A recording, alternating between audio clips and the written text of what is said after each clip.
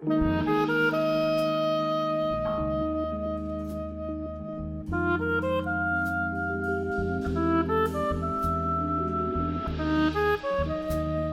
is Every Voice with Terrance McKnight. It's a new podcast from WQXR that interrogates the culture of our classical music scene, and we look at ways to make it beautiful for all of us. In this series, we're talking about representations of Blackness in opera. And today, we're talking about Giuseppe Verdi's Otello. Othello.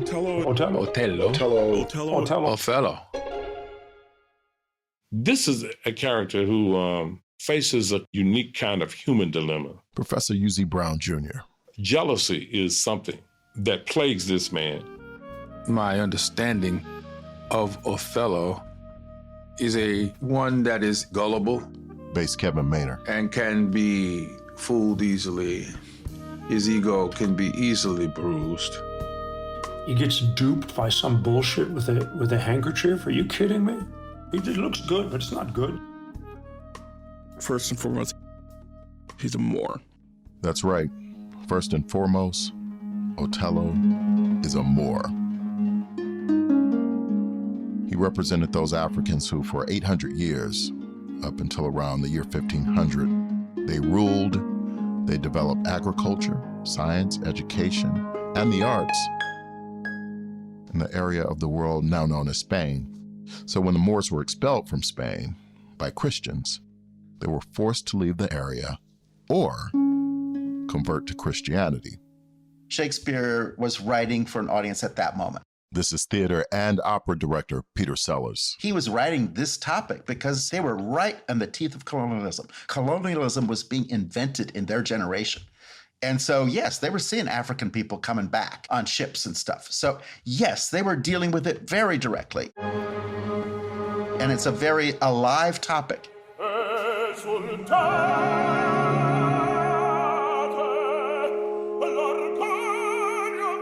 So Shakespeare wrote about a man who had been enslaved, converted to Christianity, joined the Venetian army, ascended to the ranks of general, married a Venetian socialite. This guy was living what some would consider the American dream long before America. But of course, that story couldn't end there. With a free black man marrying a white woman and living free and happily ever after, that was counter to the politics and social agenda of the 17th and 19th centuries. When Verdi's Otello came to America in 1888, interracial marriage was unlawful in most places. And the idea of the free black man represented someone to fear. The New York Age, Thursday, February 17th, 1910. Big, black, burly brute. 4 white men, not many weeks ago, were confined at one time in the jails of Georgia for assaults upon white women.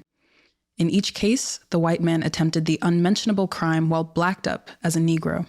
In each community, a mob of infuriated, proud Caucasians quickly gathered at the behest of flaming headlines of the local press to hunt down the big, black, burly brute and to avenge the womanhood of their race. But the thin veneer of burnt corpse seeking a black brute. Chattanooga, Tennessee, April 11. News comes from Iuka, Mississippi, that 500 people are armed and scouring the country in search of a Negro named Johnson, who on Thursday night entered the house of James Thompson during his absence and brutally assaulted his wife. The lady is 60 years old and will probably die of the shock and injuries received at the hands of the brute. Johnson will be hanged by the excited people if caught. The New York Times, published April 12, 1885. Now get this. In 1888, the year Otello came to New York, 69 black people, mainly men, were lynched in America. In Virginia alone, 26 black men were lynched between 1880 and 1897. Now, those are just the reported numbers. In reality, they were certainly much higher. In the 19th century, 38 states had miscegenation laws. These were statutes that criminalized interracial marriage and relationships. They were trying to prevent the mixture of what was considered inferior and superior races. But that number grew in the 20th century. In total, 41 states had enacted anti-miscegenation laws at one time or another. In Georgia, I think it was 1869, a court ruled that the offspring of intermarriage are generally sickly and effeminate and are inferior in physical development and strength to the full blood of either race. This was the climate that Otello was presented in America. So Verdi's Otello really sounded the public fire alarm. It signaled the danger of the free black man. The thinking was, given complete freedom, these men pretend to love Jesus, and they take up arms, and then they run off with our daughters. There goes the neighborhood. So we got to monitor them and contain them. So Othello is a very strange animal. I can't stand that play. I hated it for years, and I got into a huge argument with Toni Morrison. We spent 3.5 hours one day just going around about it. And she said, no, it's not about him. It's about Iago. This is the language they are still using to promote fascism in this country. This is the language they are still using. The suggestion, the not upfront, the coded racist language. In fact, all of the racism is only, made possible by complicity of silence. And for people who know perfectly well what the truth is and are not going to say it in public. That's why it's important for us as the people to come together, right? Talk about who Hey, I'm Peter Sellers, and you're listening to Every Voice with the one and only Terrance McKnight. Peter Sellers. Remember that argument he said he had with the late, great Toni Morrison? Well, their conversation turned into a collaboration, which resulted in a play called Desdemona, which was written by Toni Morrison. Soprano and actor Mary Beth Diggle is going to be here when we come back, and she's going to tell us all about it. I promise you, you don't want to miss this. This is Every Voice with Terrance McKnight.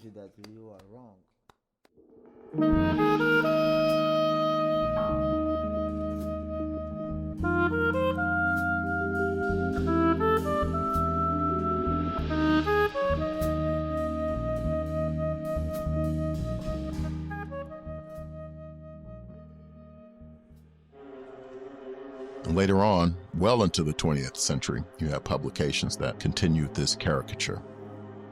Publications like Troubled Heritage, Beauty Beast, How Sleeps the Beast, Betty Page. There were comic strips and movies that did the same.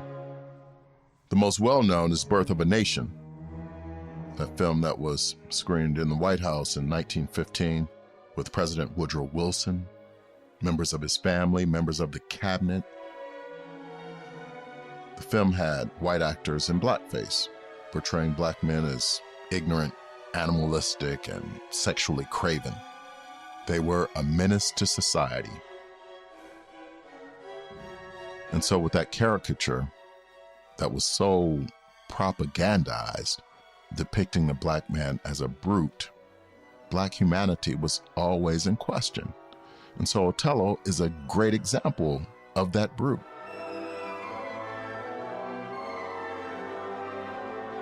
He's insecure, he's jealous, full of rage, and a threat to white womanhood. So in the opera, Otello gives his wife a handkerchief as a memento, as a symbol of his love for her. Now Iago, his colleague and nemesis, knew about this handkerchief, and he probably knew what it meant to Otello. And wanting to bring Otello down, Iago convinced his wife, who was Desdemona's maid, to steal it from Desdemona.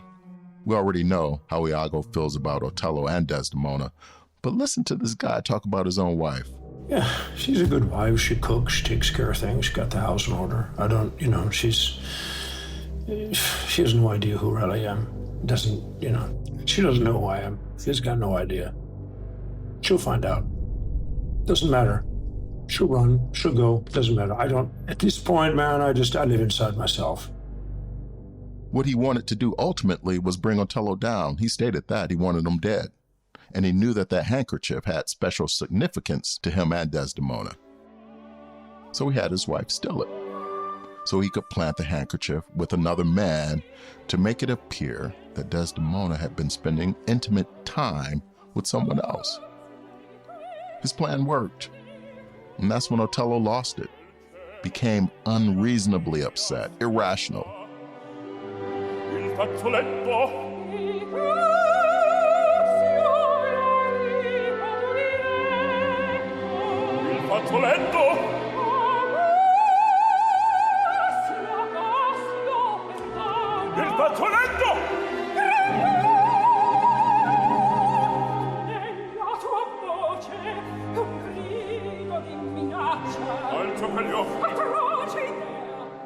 That little handkerchief represented everything to him. And by the way, that handkerchief wasn't white, it was black. So this handkerchief that Otello became so enraged about was a black handkerchief, and it was connected to his heritage, the heritage that he had to publicly distance himself from, just in order to live in Venetian society. But having people play games with that handkerchief was like playing games with his mama, and you know that's not happening.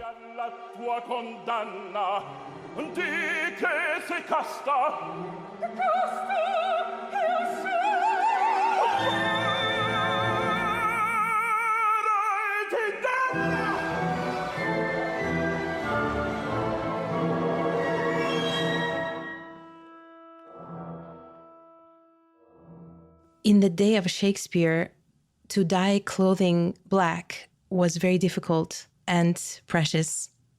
And the way they did it was by dyeing the fabric together with mummified bodies. Mary Beth Diggle is someone who has played and sung the role of Desdemona in the play and in the opera.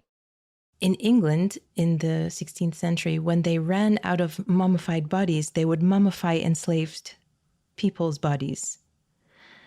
And so we come to understand in the play of Toni Morrison that Othello receives this handkerchief from the woman who raised him, which was dyed black.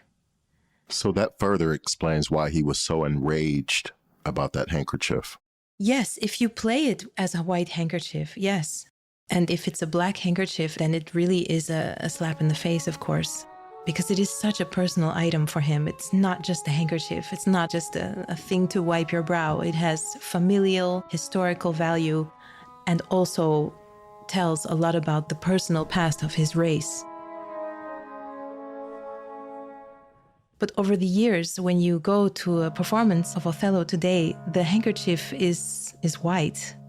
And I think it's so fascinating because it's literally whitewashing the most important piece of evidence. And it is literally whitewashing Othello's body.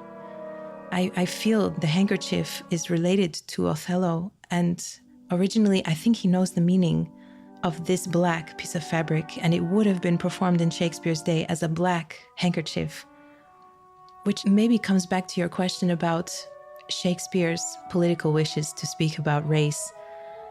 I guess we'll never know, but I think it's important to say that he understood the significance of this handkerchief being black, and over the years of European directors directing this piece, the handkerchief became Desdemona's body by becoming white and washed away the history with it. This piece of history.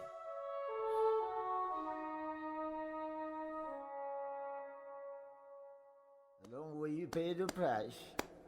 If you don't acknowledge that you are wrong. In this podcast, we bring the past into the present, the stage into the streets where we all walk, live, work, and love together, trying to make things more beautiful for all of us. This is Every Voice with Terrance McKnight.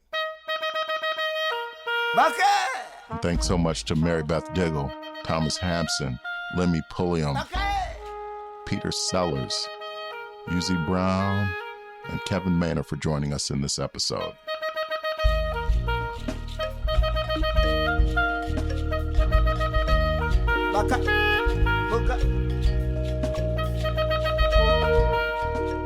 Every Voice with Terrance McKnight was written and produced by Terrance McKnight, David Norville, and Tony Phillips.